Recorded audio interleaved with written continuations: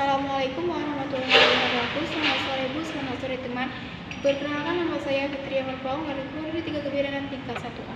Di sini saya akan menjelaskan bagaimana cara etika batuk baik dan benar. Yang pertama yaitu gunakan tisu seperti ini. Lalu buang ke tempat sampah. Dan jika tidak ada tisu, gunakan lengan seperti ini.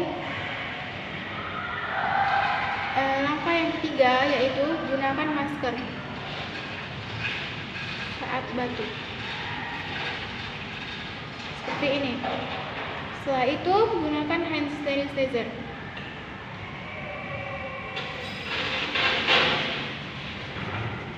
Sekian video praktek tentang etika batuk dan baik dan benar. Selamat sore Bu, selamat sore teman. Terima kasih Bu, terima kasih teman.